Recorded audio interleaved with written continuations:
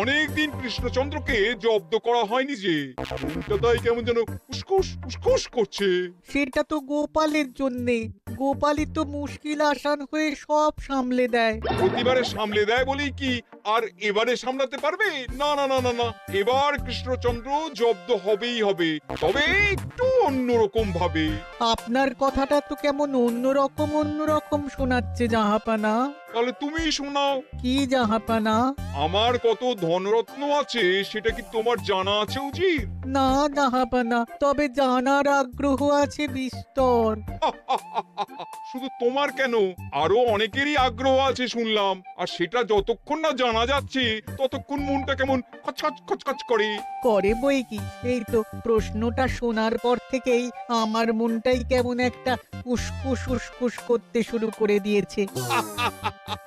আমার হাতে একটা অস্ত্র চলে এসেছে, এবার তাই আমি এমন এক প্যাঁচ কষবো যে কৃষ্ণচন্দ্র মনে মনে কিছুতেই শান্তি পাবে না, আর তাকে অশান্তিতে রাখতে পারলে আমার যে কি শান্তি কি শান্তি, কি বলবো।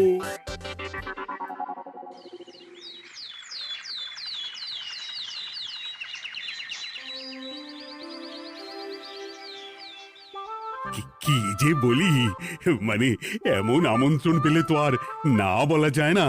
যে আমন্ত্রণ পত্র পেয়ে আপনি এত উল্লসিত আনন্দিত, সেই আমন্ত্রণ পত্র কার মহারাজ?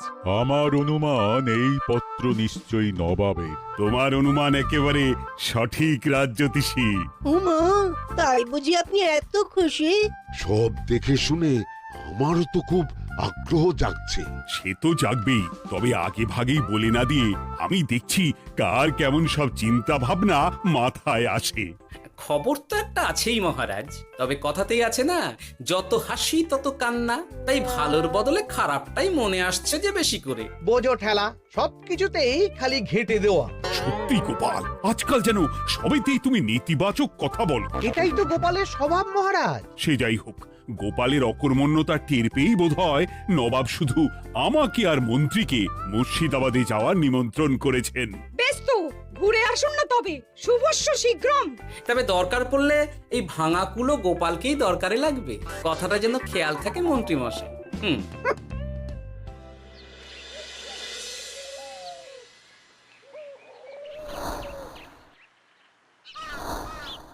খেয়াল করেছো গিন্নি, আজকাল আমি কেমন কথায় কথায় গোপালকে চুপ করিয়ে দিচ্ছি।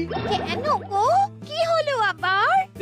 হবে আবার কি, নবাব বাহাদুর আমাকে আর মহারাজকে নিমন্ত্রণ করেছেন তার খাস মহলে। ও শুনে যে আমার কি আনন্দ হচ্ছে। ও তাহলে এই ব্যাপার। আস্তে গিন্নি আস্তে, নবাবের ধন সম্পদ দেখার শখ মহারাজের অনেক দিনের। আমি শুনেছি নবাবের ওই খাস মহলের ভেতরেই নবাবের গুপ্ত কক্ষ আছে, যেখানে নবাব হীরা জহরত এসব রাখেন। একা তো সেখানে যাওয়া যাবে না, তাই এই মহারাজকে নিয়ে তুমি মুর্শিদাবাদে যাবে? যাবো তাই নয়, নবাবের গুণকীর্তন করে তার মেজাজ এমন ভালো করব যে নবাব সেখান থেকে কিছু দান খয়রাত করে ফেলবেন আমাকে। তাই নাকি? তবে না তো কি, গোপাল তো খেতে পাবেই না, গন্ধও শুঁকতে পারবে না। তুমি তো বারবারই চেষ্টা করো গোপালকে সরিয়ে দিয়ে বাজিমাত করতে, কিন্তু শেষ পর্যন্ত চিৎকার হয়ে যাও। গোপালই তো তখন উদ্ধার করে, সেটা তোমার খেয়াল আছে তো? আমার মাঝে মাঝে সন্দেহ হয় গিন্নি, তুমি তলায় তলায় দল বদল করে গোপালের দলে চলে যাওনি তো?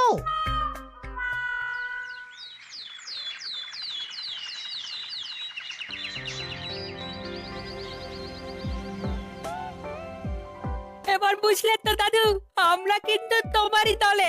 ঝালে ঝোলে অম্বলে সব সময় তোমার সঙ্গে সঙ্গে থাকি। তাই যখনই পাই তখনই তোমাকে সেবা করার সুযোগ হাতছাড়া করতে চাই না, কি বুঝলে? তাই বলে পড়া ছেড়ে তোরা এখন দাদুকে হাওয়া করছিস? তুমি বুঝবে না দিদা, দাদুকে শুতে বসতে হাতে রাখলে লাভ আছে।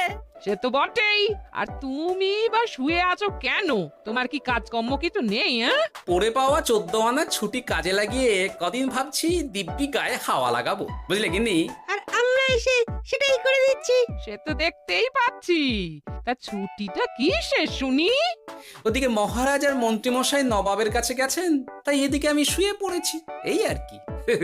কথাতেই তো আছে, চাষি গেল ঘর, লাঙল তুলে ধর, তাই না গিন্নি? কথায় কথায় দাদু ভালোই দিয়েছে। কোথায় মহারাজ তোমাকে সঙ্গে করে নিয়ে যায়নি বলে তোমার আফসোস হবে তা নয়, উল্টে তুমি শুয়ে শুয়ে হাওয়া খাচ্ছ। আমার মন বলছে শুধু আমি নয়, নবাবও বাজাচ্ছেন ওদিকে। মহারাজ আর মন্ত্রীমশাইকে ঘটা করে কি আর এমনি এমনি ডেকে নিয়ে গেছেন সেখানে? হ্যাঁ?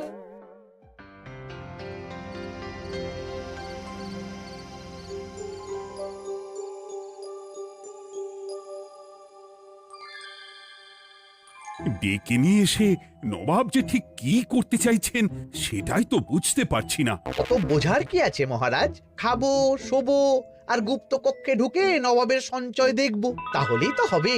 তাই কি আর হবে কে জানে। না না, জানতে তো আমাকে হবে। এখানে এসে তোমাদের কোনো অসুবিধা হচ্ছে কিনা সেটা আমাকে জানতে হবে না?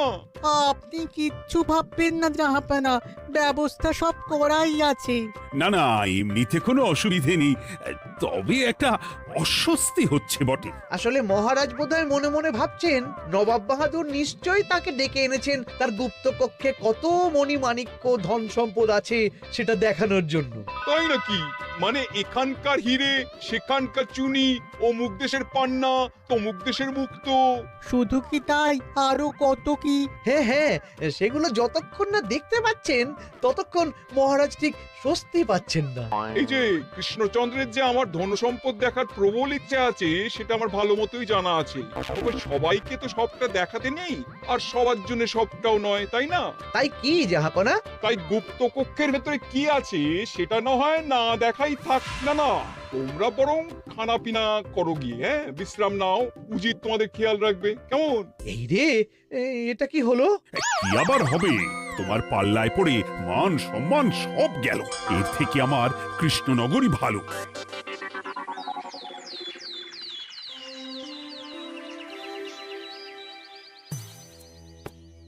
মুর্শিদাবাদ থেকে ফিরে আসার পর থেকেই কেমন থমথমে মুখ করে বসে আছেন মহারাজ। ব্যাপারটা কি? খাতির যত্ন কেমন হলো মহারাজ? কোনো ত্রুটি ছিল নাকি?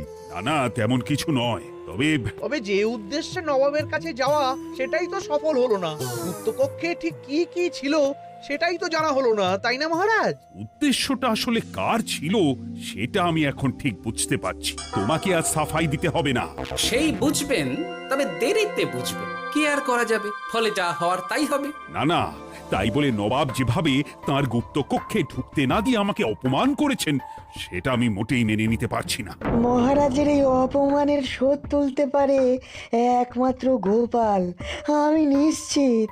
ঠিক বলেছেন, গোপাল যদি দেয় কোনো চাল তাহলেই নবাব হবেন নকল। না না, এর মধ্যে গোপালের ঢোকার কোনো দরকার নেই। এটা মহারাজ আর নবাবের ব্যাপার। তুমি চুপ করো। কে কোথায় ঢুকবে সেটা আমায় দেখতে দাও। এখানে আর দেখার কি আছে মহারাজ? নবাবের মুখের ওপর তো আর কিছু বলা যাবে না। তুমি বলো গোপাল, সুযোগ পেলে তুমি নবাবকে পাল্টা শিক্ষা দিতে পারবে কিনা? সুযোগ পাওয়া যায় না মহারাজ, সুযোগ তৈরি করে নিতে হয়। তাই আমি সুযোগ তৈরিও করব আর তার সদ্ব্যবহার করব। আর এটাও বলে রাখছি, নবাবকে নাকাল করে সুদে আসলে আপনার অপমানের বদলা নিয়ে তবে ছাড়ব।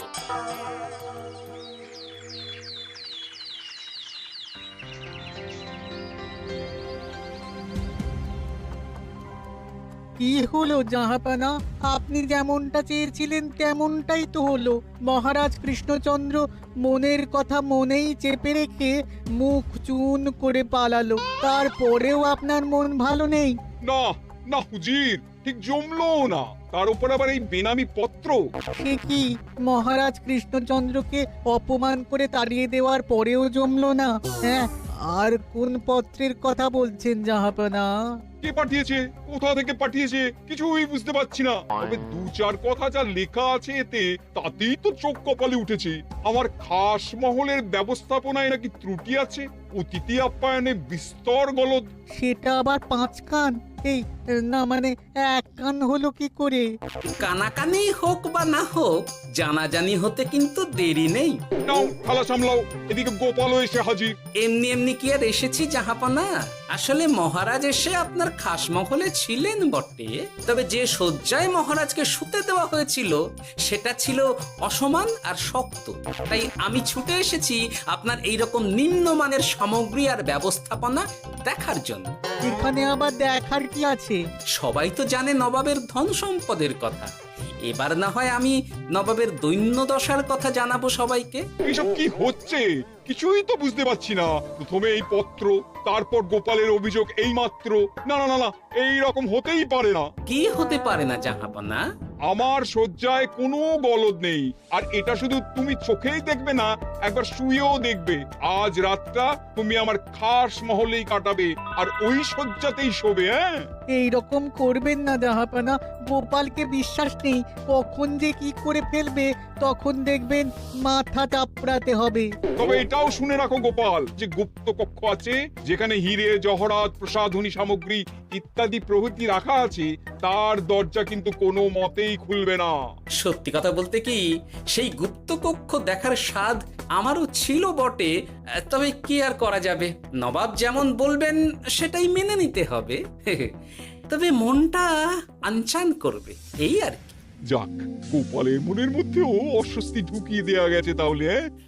বাবা, ছুঁচ হয়ে ঢোকার সুযোগ পেয়েছি, এবার ফাল হয়ে বেরোবো।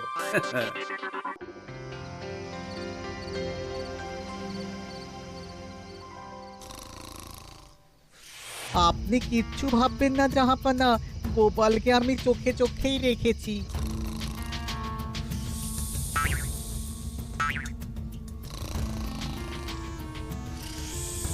কিন্তু দেখে তো মনে হচ্ছে গোপালের শুতে কোনো অসুবিধা হচ্ছে। তা কি করে হয় জাহাপানা? অবশ্য কায়দা করে গোপালের মনে যে গুপ্ত কক্ষের ভাবনা ঢুকিয়ে দিয়েছেন, হতে পারে তার জন্যই সে আনচান করছে।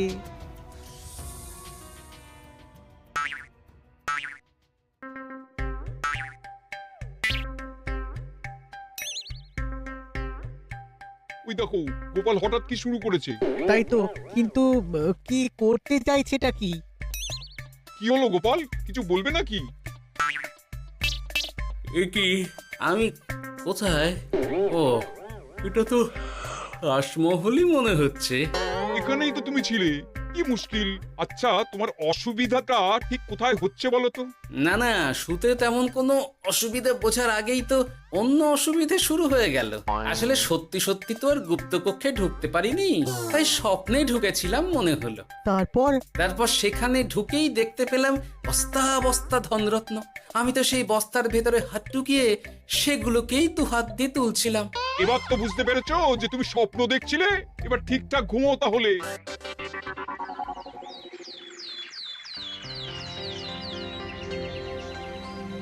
কাল রাতে গোপাল আচ্ছা ঝামেলায় ফেলেছিল। কবে ফেলে না জাহাপানা? আমাকে নিয়েই আলোচনা চলছে মনে হচ্ছে। ভুল কিছু মনে হয়নি, সে যাই হোক। এখন বলো দেখি, খাস মহলের শয্যাটা কেমন ছিল কাল রাতে? সে আর কি করে বলি জাহাপনা, স্বপ্ন দেখার চক্করে ঘুমের দিকে তেমন মন দিতে পারিনি যে। গোপাল মানেই গোলমাল, আবার বাহানা দিতে শুরু করেছে। তাই বলছিলাম কি, আর এক রাত না ঘুমোলে ঠিক মতো বলতে পারবো না। বেশ তো, আর এক রাত থাকো না হয়, তবে আমারও একটা শর্ত আছে। আগের রাতে তুমি স্বপ্নের ঘরে যা কাণ্ড ঘটিয়েছো না, তাতে জাহাপানা খুব বিরক্ত, বুঝতে পারছো নিশ্চয়ই। বুঝেছি তো, তবে যে কোনো শর্তেই আমি খাস মহলে শুতে রাজি।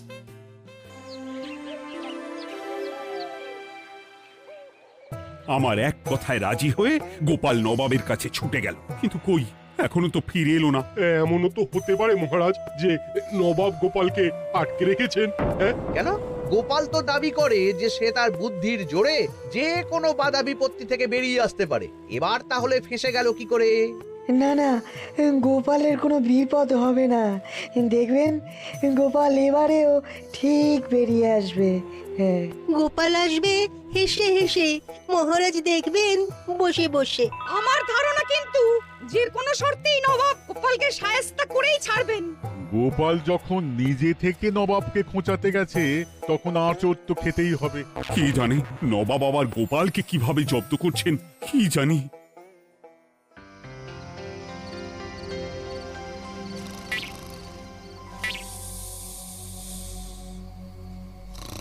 ব্যবস্থাপনায় কোনো ত্রুটি নেই জাহাপানা, তবে আজ গোপালকে না আচ্ছা জব্দ করা হয়েছে জাহাপানা।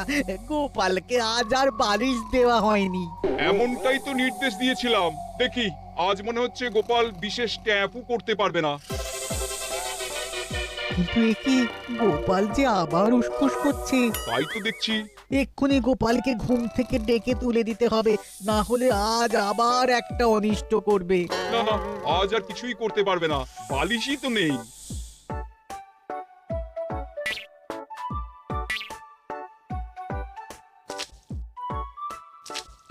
এ কি, গোপাল তো আবার শুরু করে দিয়েছে। ধরো ধরো ধরো, এক্ষুনি ধরো ওকে। আরে ওঠো ওঠো, জেগে ওঠো গোপাল। আরে হচ্ছেটা কি? আজ আবার তোমার কি হলো? এ হে, আজ আবার একটা গন্ডগোল করেছি মনে হচ্ছে। গন্ডগোল বলে গন্ডগোল, জল ছড়িয়ে কি অবস্থা করেছো দেখো। আমার কোনো দোষ নেই, কিন্তু সেই আবার গুপ্তকক্ষের স্বপ্ন এলো আর গোলমাল হয়ে গেল। আজ আবার কেমন স্বপ্ন এলো? গুপ্তকক্ষের যেদিকে আরব আর পারস্য দেশের আতরের সম্ভার ছিল, স্বপ্নে সেই দিকে ঘুরছিলাম আজ। সেগুলো ছড়িয়ে ছড়িয়ে দেখতে দেখতেই স্বপ্ন ভেঙে গেল। বটে, দাঁড়াও, কাল সকালই তোমার ব্যবস্থা হচ্ছে।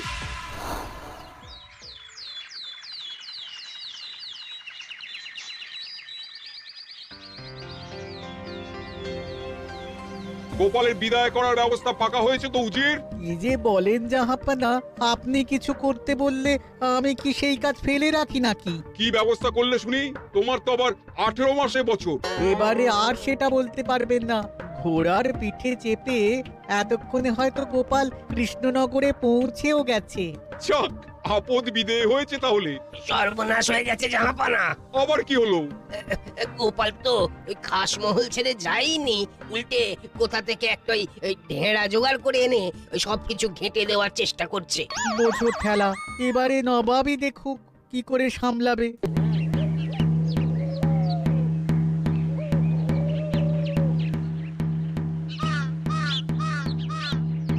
শুনুন শুনুন শুনুন। আরে আরে আরে, আরে কি শোনাচ্ছটা কি গোপাল? এখনো শোনাইনি, তবে শোনাবো শোনাবো ভাবছি। সবাইকে জানাতে গেলে এই ঢাড়া পেটানো ছাড়া আর উপায় কি? কিন্তু জানাবেটা কি?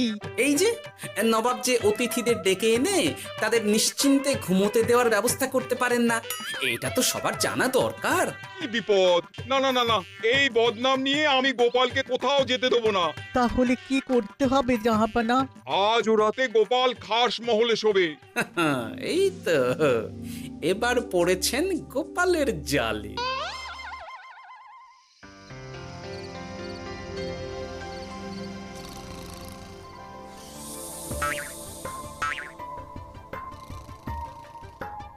আজ গোপাল নিশ্চিন্তে ঘুমোবে।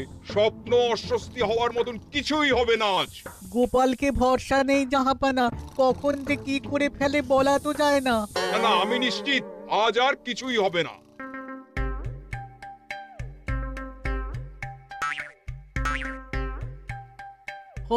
হবে না বলতে বলতেই হতে শুরু করেছে জাহাপানা। আরে ওকে গিয়ে চেপে ধরো এক্ষুনি। ঘুমের ঘোরে আবার কি করছো গোপাল? এবার আবার কি হয়েছে? আবার কি স্বপ্ন দেখছিলে নাকি? কি মুশকিল হলো বলুন তো দেখি। গুপ্তকক্ষে ঢুকতে পারিনি, কিন্তু তার স্বপ্ন দেখা তো থামছে না। তার মানে? আজ স্বপ্নে দেখছিলাম গুপ্তকক্ষের একদিকে দামি দামি রেশমি কাপড়, মসলিনের বিপুল সম্ভার, ওই সেগুলোই টেনে টেনে দেখছিলাম আর কি। তাই বলে পর্দা ধরে টানাটানি করতে হবে? ওই দেখুন, ওগুলোকেই তো মসলিন ভাবলাম। না না না না, এবার আমি মনে মনে স্থির করে ফেলেছি এই ঝামেলা থেকে বেরোবার একটাই উপায়, আর সেটাই এবার আমি করব।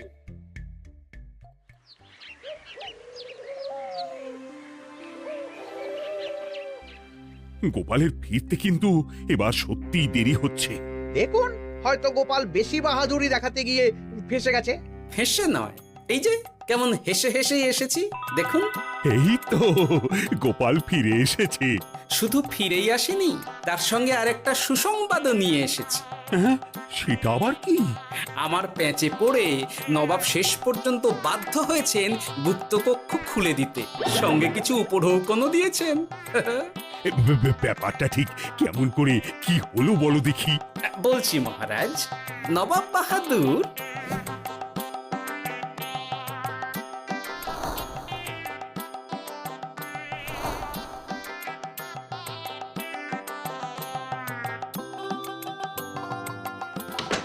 এসো গোপাল, তোমার জন্য আমি গুপ্ত কক্ষের দরজা খুলেই দিলাম। তবে খবরদার, আবার উল্টো পাল্টা স্বপ্ন দেখে ঘুম নষ্ট হওয়ার বাহানা দেবে না। আর কৃষ্ণচন্দ্রকে গিয়ে বলবে তারও আর গুপ্ত কক্ষ দেখতে আসার কোনো বাধা নেই। আর একটা কথা,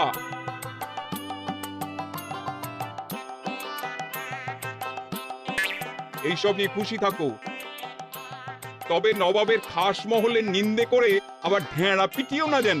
এমনিতেই সেই অভিযোগপত্র নিয়ে নবাব বাহাদুর চিন্তিত। সেই চিন্তা ঝেড়ে ফেলুন জাহাপনা, কারণ ওটা আমারই দুষ্ট বুদ্ধির ফল। অবস্থা বুঝে ওই ব্যবস্থা আমিই নিয়েছিলাম। হ্যাঁ, আগে হ্যাঁ। সাবাস গোপাল, তুমি তাহলে শেষমেশ যে কোনো উপায়ে নবাবকে মাথা নোয়াতে বাধ্য করলে। আপনাকে কেউ অসম্মান করলে আমি যে নিজেকে সামলে রাখতে পারি না মহারাজ। সত্যি গোপাল, তোমার তুলনা হয় না। হাসির রাজা, জ্ঞানের রাজা, রসিক রাজা।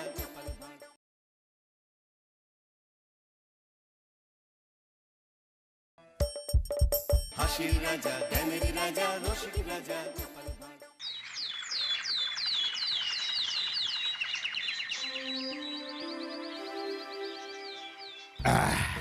তাহলে মন্ত্রী, সব কাজ ঠিকঠাক ভাবে করে এসেছো, তাই তো?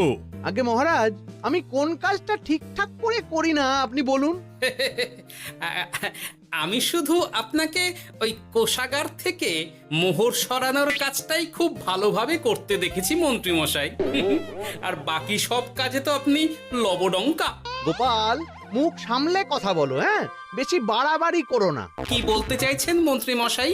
বাড়াবাড়ি করলে মারামারি হয়ে যাবে। আচ্ছা, হয়েছে হয়েছে, অনেক হয়েছে, সকলে এইবারে থামো। ঝগড়াঝাটি বন্ধ হোক, এমনিতেই খুব গরম। বলছি কি, যা গরম পড়েছে এইখানে তো থাকাটাই দায় হয়ে যাচ্ছে। উফ, আর যে পেরে উঠছি না। মনে হয় আপাতত এখান থেকে কদিনের জন্য। মহারাজ, বাইরে রাজ্যের প্রজারা জড়ো হয়েছে, সকলে মিলে বিক্ষোভ করছে। একবার শিগগির আসুন মহারাজ, নইলে সাংঘাতিক কিছু একটা ঘটে যাবে। কি হলো? আবারও কোনো সমস্যা হলো নাকি?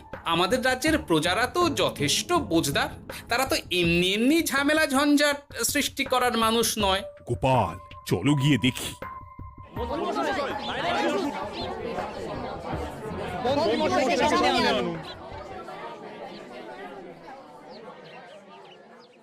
কি ব্যাপার, তোমাদের কি সমস্যা হয়েছে?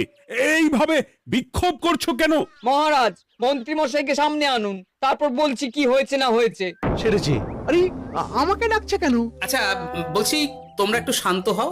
আমি বুঝতে পারছি তোমরা কিছু একটা কারণে খুবই অসন্তুষ্ট হয়েছো, তাই সেই জন্য বলছি আগে শান্ত হও, তারপর বলো মন্ত্রী মশাইকে কেন খুঁজছো, উনি কি করেছেন।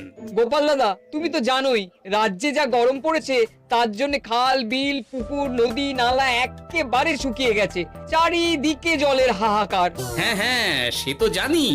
গত সপ্তাহে এই সমস্যার কথা জানিয়ে মহারাজকে অনুরোধ করে গিয়েছিলাম যে রাজ্যের বাঁধটা যাতে খুলে দেওয়া হয়। কেন?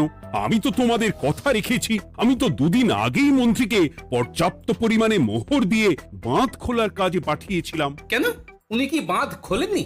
সেইটা ওনাকেই জিজ্ঞাসা করুন। গত দুদিনে উনি তো বাঁধ খুলতে আসেনি, উপরন্তু আমরা ওনাকে ডাকতে গেলে উনি আমাদেরকে তাড়িয়ে দিয়েছেন। সে কি, এ তো ভারী অন্যায়। দুদিন ধরে অপেক্ষা করে আর না থাকতে পেরে আজকে আমরা এখানে এসেছি। এই অবস্থা আমরা কি করব? যদি আমাদেরকে আমাদের রাজ্য সাহায্য না করে তাহলে কোথায় যাব আমরা? ছি ছি ছি, আমি তো ভাবতেই পারছি না। মন্ত্রী, এই মন্ত্রী! মহারাজ, মন্ত্রী মশাইয়ের ব্যাপারটা পরে দেখে নিচ্ছি, আগে এদেরকে শান্ত করেই চলুন। মনে রাখবেন, প্রজারা একবার বিপক্ষে চলে গেলে কিন্তু খুব মুশকিল হয়ে যাবে। শোনো সকলে, তোমরা আজকের দিনটা একটু কষ্ট করো। আমি কথা দিচ্ছি, কাল সকাল হলেই বাঁধ খোলার ব্যবস্থা করব। ঠিক আছে? ঠিক কথা বলেছো তো গোপাল দাদা। দাদা বলে যখন ডাকো, তখন দেখো এই দাদা তার ভাইদের কিছুতেই নিরাশ করবে না। শুধু আজকের দিনটা একটু চেয়ে নিচ্ছি, ব্যাস। ঠিক আছে, আজকে আমরা চলে যাচ্ছি, কিন্তু কালকে কিছু না হলেই। কোনো কিন্তুরই জায়গায় নেই পুঁটির বাবা, আর তোমরা আর রাগ করো না। চিন্তা করো না, সকাল হলেই সাঙ্গ পাঙ্গ নিয়ে আমি বাঁধ খোলার কাজে নেমে যাব।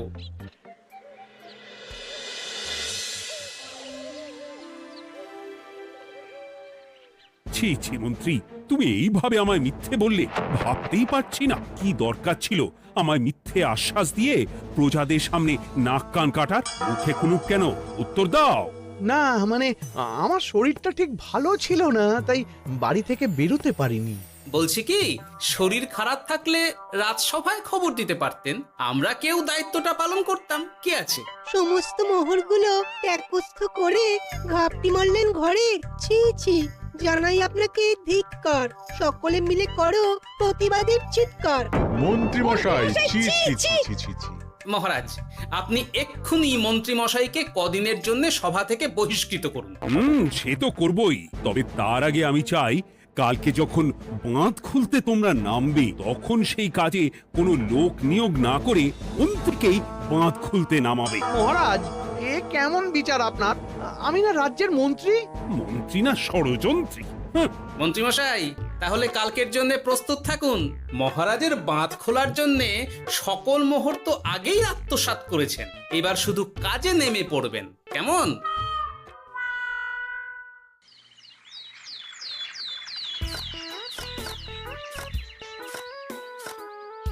ওহ গোপাল, এইবারে ছেড়ে দাও, আর পাচ্ছি না। এত সহজে হাল ছাড়লে হবে বলুন? এই কে আছো?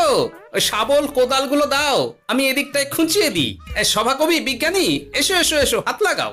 সবে মিলে করি কাজ, বাঁধ খোলা হবে আজ। বাঁধ খোলা হবে আজ, মন দিয়ে করো কাজ। একদম, হাত লাগাও, জোর লাগাও। গোপাল দাদা, সভাকবি, বিজ্ঞানী দাদা আর আর বাকি দাদা ভাইরা আসুন আসুন, সকলে একটু শরবত খান। আমাকেও একটু শরবত দাও। মোহরগুলো খেয়েও তৃষ্ণা মেটেনি বুঝি? বাঁধ এক্ষুনি খুলবে, প্রজাদের সব জ্বালা জুড়বে। বাঁধ খুলে গেছে। আমাকে বাঁচাও, আমাকে বাঁচাও। কোনো সময় ভুল করলে নিজেই সেই ভুল শুধরে আবার ফিরতে হয়। আপনিও তাই করুন মন্ত্রী মশাই, নিজেই উঠে আসুন। চলো সকলে। গোপাল, তুমি তোমার সাথীদের নিয়ে যা করলে সত্যি ভাবাই যায় না।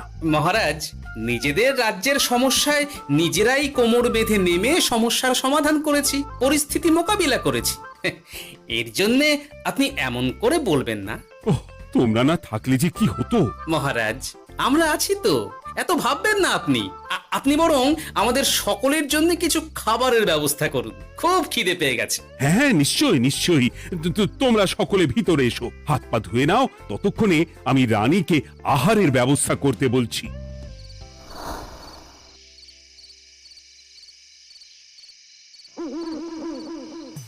ওমা গো, ওমা বাঁচাও, কি শরীর খারাপটাই না লাগছে গো। একে গিন্নি, বাবারে, কি হয়েছেটা কি? তুমি এইভাবে এখানে শুয়ে কাতরাচ্ছ কেন? তুমি এসেছো? হ্যাঁ, এই তো আমি চলে এসেছি। কি হয়েছে গিন্নি? তোমার কোথায় কষ্ট হচ্ছে? গরমে হাঁসফাঁস করছি গো, পারছি না। রান্না করতে গিয়ে খুব বাজে অবস্থা হয়ে গেছে গো, এই থেকে এইখানে পড়ে পড়ে গড়াচ্ছি। ঠিক আছে, আজ আর রান্না করতে হবে না গিন্নি, আমি রাজবাড়ি থেকে খেয়ে এসেছি। বাহ, নিজে খেয়ে এসেছো বলে আর রান্না করতে হবে না বলে দিলে? এদিকে রাত্রে আমি খাবো কি, সে খেয়াল আছে? হ্যাঁ হ্যাঁ, খেয়াল আছে, খেয়াল আছে।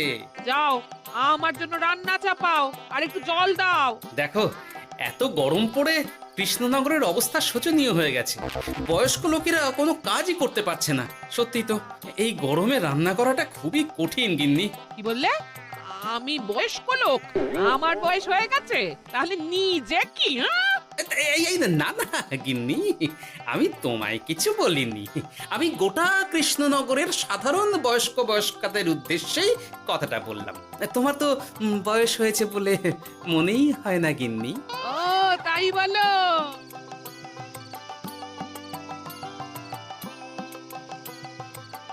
নাও গিন্নি, জল নাও। আজ না হয় আমি রান্না করব। হে ভগবান, মুখের একটু লাগাম দাও। এইভাবে যখন তখন সত্যি কথা বলিও না।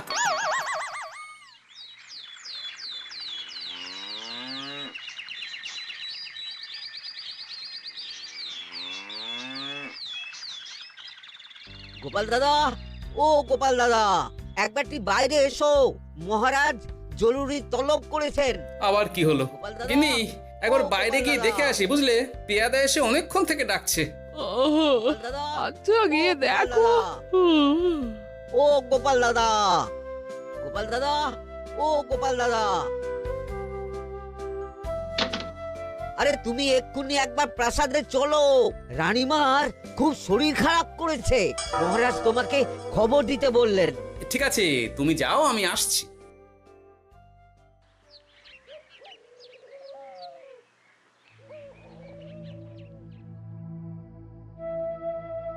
গোপাল, কি হবে বলো তো? রানী তো দুমদাম করে ব্যারামে পড়ে না। মহারাজ ভয় পাবেন না, আমরা আছি তো। বৈদ্যকে পরীক্ষা করতে দিন, দেখি সে কি বলে। মহারাজ, অতিরিক্ত গরমের জন্যে শরীরটা খারাপ হয়েছে। আসলে উনি এই তীব্র দাবদাহ নিতে পারেননি। তবে চিন্তা করবেন না মহারাজ, আমি বাড়ি গিয়ে এক ধরনের বিশেষ পথ্য পাঠিয়ে দিচ্ছি। রানীমা খেলেই সুস্থ হয়ে উঠবেন। মহারাজ নিজের কানেই তো শুনলেন, রানীমার তেমন গুরুতর কিছু হয়নি। চিন্তা করবেন না, বৈদ্যর ওষুধে উনি সেরে উঠবেন। যাওয়ার আগে একটা কথা বলে যাই, গরমের এই দাবদাহ কিন্তু আরো ভয়ঙ্কর হবে। তাই সকলে খুব সাবধানে থাকবেন। শরীর যাতে ঠান্ডা থাকে এমন হালকা পাতলা খাবার খাবেন। আসি, রাজসভায় দেখা হবে। মহারাজ, বৈদ্যমশাই কিন্তু এটা ঠিক বলেছেন, গরম আরো বাড়বে। তাই দুজনেই খুব সাবধানে থাকবেন, কেমন? গতকাল তো আমার গিন্নিও গরমের চোটে কুপোকাত হয়ে গেছিল। শেষমেশ আমাকে বাড়ি গিয়ে রান্না করতে হলো আর কি। ও বাবা, তাই নাকি? তাহলে তো খুবই চিন্তার ব্যাপার। আচ্ছা মহারাজ, আমি তাহলে এখন আসি, আবার রাজসভায় দেখা হবে। এই গরমে আর এখানে থাকতে পারছি না। বলছি কদিনের জন্য না একটু অন্য কোথাও গেলে হয় না গো? গিন্নি, এই গরমে ঘরেই থাকো, অন্য কোথাও যাওয়ার মোটে নাম করো না। বাইরে বেরোতে গিয়ে যদি কোনোভাবে গরম হাওয়া শরীরে লেগে যায় তাহলে বিপত্তির আর শেষ থাকবে না গিন্নি। কিন্তু এখানেও তো যা গরম পড়েছে, পচে গলে মরে যাই আর কি। উফ গিন্নি, দয়া করে এইসব বাজে কথা বলা বন্ধ করো তো। আমার আয়ু থেকেও তোমার আয়ু দীর্ঘ হোক। বাহ, তুমি এসব কথা কোথা থেকে শিখলে গো? এই তো তোমার থেকে আর কি। গোপাল, গোপাল, রাজ্যের অবস্থা খুবই বেহাল। এই সবই আমাদের পোড়া কপাল। আরে সভা কবি, কি হয়েছে? তোমাকে দেখে তো মনে হচ্ছে তুমি কিছু... বিজ্ঞানী মহারাজ দুজনেই অজ্ঞান। ঘটি ঘটি জল ঢেলেও ফেরাতে পারেনি তাদের জ্ঞান। কি বলছো কি? তা তুমি এই ব্যাপারটা জানলে কি করে? গিয়েছিলাম একটু আগে বিজ্ঞানীর বাড়ি, গিয়ে দেখি লোকজনের ভিড়, সারি সারি। সে কি? শুনলাম মহারাজ তাকে কিছু বলতে এসেছিলেন, তারপরে দুজনে বাইরে বেরিয়ে আসতেই অজ্ঞান হয়ে গেলেন। মহারাজ বিজ্ঞানীর বাড়ি গিয়েছিলেন, তাও আবার রানীমাকে ছেড়ে? রাজবৈদ্য কত করে বললেন এই সময় যখন তখন ঘরের বাইরে বেরোবেন না। কে শোনে কার কথা? আমার মনে হয় মহারাজ তেমন কোনো গুরুত্বপূর্ণ কিছু কথা বলতেই বিজ্ঞানীর বাড়ি গিয়েছিলেন। গরম কমানোর উপায় আলোচনা করতে হয় তো গিয়েছিলেন। আমাদের মহারাজ তো নিজের চোখেই দেখেছেন এই তীব্র গরমের চোটে রাজ্যের কি অবস্থা হ্যাঁ? ঠিক বলেছ গিন্নি, আমার এই কথাটা তো মাথাতেই আসেনি। ধন্যবাদ গিন্নি, অসংখ্য ধন্যবাদ তোমায়। আমায় পরে ধন্যবাদ জানিও। হ্যাঁ, এখন আর দেরি না করে বৈদ্য মশাইকে সঙ্গে নিয়ে বিজ্ঞানী মশাইয়ের বাড়ি যাও। হ্যাঁ,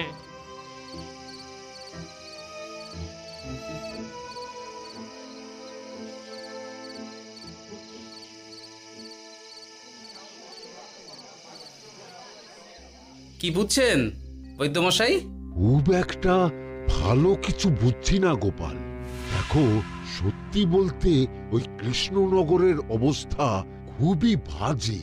তাই এখানকার মানুষেরা একে একে অসুস্থ হয়ে পড়ছে। বাইরের অবস্থাটাও তো ভালো নয়, বুঝতেই পারছো। এখন সান্ধ্যকালীন হাওয়াতেও গরমের তাত রয়েছে। দেখুন, রাজ্যের যা অবস্থা, তাতে যদি রাজ্যের মাথা থেকে সমস্ত প্রশাসনিক প্রধানরাই অসুস্থ হয়ে পড়েন, তাহলে তো ভীষণ বিপদ। সে তো বটেই। এই জন্যেই আমি বলি কি, মহারাজ সহ সকল সভাসদেরা এই রাজ্য ছেড়ে কদিনের জন্য পাহাড়ি কোনো এক জায়গায় গিয়ে থাকুন, পরিবার নিয়েই যান। দেখুন, আগে নিজেরা বাঁচলে তবে তো রাজ্যবাসীকে ভালো রাখতে পারবেন, তাই না? কথাটা কিন্তু মন্দ বলেনি বৈদ্য। গোপাল, এই গোপাল, তুমি পাহাড়ে যাওয়ার ব্যবস্থা করো। এইখানে আর কিছুদিন থাকলে মরেই যাব। হ্যাঁ গোপাল, আমারও তাই মত। এক্ষুনি যা শরীরে ক্লান্তি এসেছে, আর কদিন এইখানে থাকলে মরেই যাব। মহারাজের অনুরোধে গরম কমানোর কোনো ব্যবস্থাও তো করতে পারলাম না। বাইরে বেরোনো মাত্রই দুজনে মূর্ছা গেলাম। বাবা, ঠিক আছে, বুঝেছি। মহারাজ, আপনি আর এই ব্যাপারটা নিয়ে বেশি ভাববেন না। বিজ্ঞানী, তুমিও আর বেশি কথা বলো না। আমি পাহাড়ে যাওয়ার ব্যবস্থা করছি। আমরা রাজসভা সকলে সব পরিবারে যাব। অনেক কাজ হয়েছে, এখন কিছুদিন আমাদের বিশ্রাম দরকার।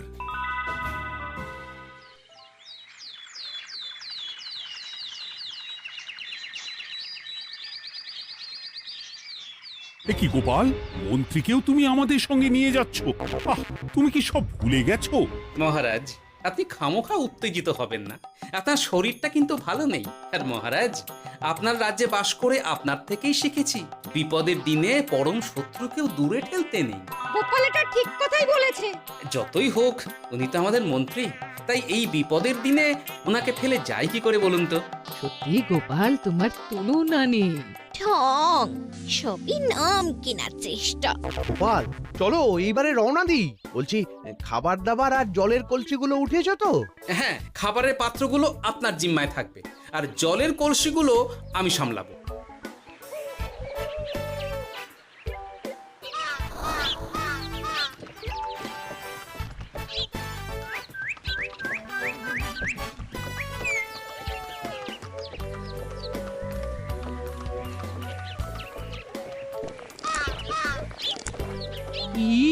তুমি খাবার ছেড়ে শুধুই জল খাচ্ছ?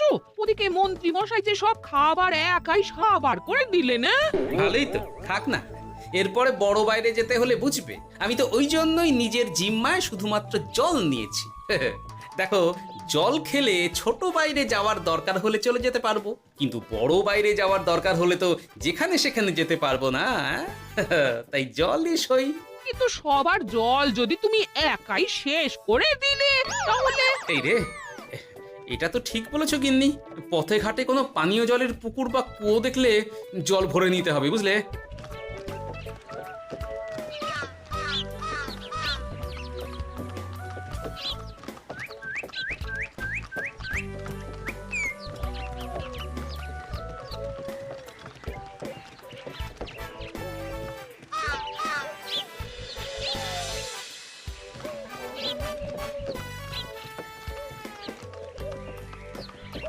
সকলে আসুন, দেখুন দেখুন, মহারাজ আবার মূর্ছা গিয়েছেন। আসুন। সে কি, কৃষ্ণনগর পেরিয়ে এসেছি, এখন এই অচেনা অজানা জায়গায় এসে মূর্ছা গেলেন? গিনি, চলো তো শিগগির গিয়ে দেখি। কেউ ঘাবড়াবেন না, মহারাজের শরীরটা আসলে খুব দুর্বল ছিল তো, তাই মূর্ছা গিয়েছেন। তবে চিন্তার কিছু নেই, আমি এক ধরনের পথ্য দিচ্ছি, এটা খেলেই উনি আবার সুস্থ হয়ে যাবেন। ঠিক আছে বৈদ্যমশাই, আপনি তাহলে যত তাড়াতাড়ি সম্ভব পথ্যটা তৈরি করুন। হ্যাঁ, আমার এই পথ্যটা তৈরি করার জন্যে একটু জলের প্রয়োজন। একটু জলের ব্যবস্থা করুন তো। এ মা, বলি গাড়িতে যে এক ফোঁটাও জল নেই গো, কি হবে? এই গোপাল, তুমি একাই সব জল খেয়ে বসে আছো? হ্যাঁ গোপাল, এখন এসব বাদ দাও, চলো একটু জলের ব্যবস্থা করি। হ্যাঁ, খানাখন্দ, খাল বিল, নদী, সমুদ্র, যেখান থেকে পারো জল নিয়ে এসো। জল ছাড়া এই পথ্য বানানো অসম্ভব। গোপাল, এ কি করা যায় বলো? দাঁড়াও, আমি একটু ছোট বাইরে থেকে ঘুরে আসছি। হ্যাঁ, খুব জোরে বেগ আসছে, ত্যাগ না করতে পারলে বুদ্ধি খুলবে না।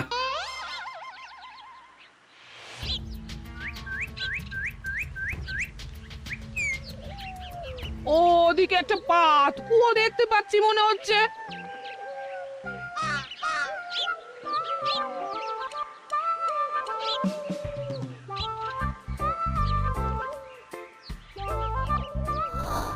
জল কোথা থেকে পাবো? তবে কি জলের অভাবে আজকে মহারাজ সুস্থ হতে পারবেন না? রানীমা, ব্যাকুল হবেন না, আমি আছি তো। আমি থাকতে কিচ্ছু অঘটন ঘটবে না। সকলে শুনুন, বিশেষত মহিলাদের বলছি, আপনারা সকলে নিজেদের কাছে যত শাড়ি আছে সেই প্রত্যেকটা শাড়ি আমাকে দিন। আমি শাড়ি জুড়ে জুড়ে লম্বা রশ্মি বানাবো, তারপর সেই রশ্মিতে বালতি ঝুলিয়ে জল তুলব। দয়া করে কেউ দেরি করবেন না।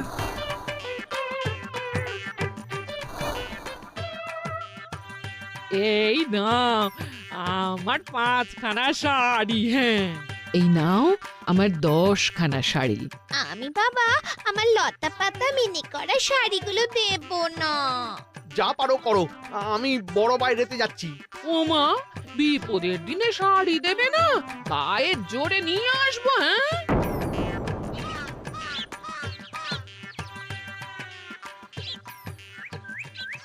এ বাবা, এখনো কিছুটা কাপড় লাগবে তো। যা গভীর পাতকুয়া, সবার সব শাড়ি তো কাজে লাগিয়ে দিয়েছি, এখন কি হবে? আরে ওই তো কার একটা ঝোপের কাছে ধুতি পড়ে রয়েছে, যাই ওইটাই নিয়ে নি। এই গোপাল, গোপাল, আরে করো কি? ওটা তো আমার ধুতি। আরে আরে আমি এই ঝোপে বড় বাইরের জন্য এসেছি। আরে মন্ত্রী মশাই, বড় বাইরে করার সময় অযথা অন্যদিকে মন দেবেন না, তাহলে পেট সাফা হবে না।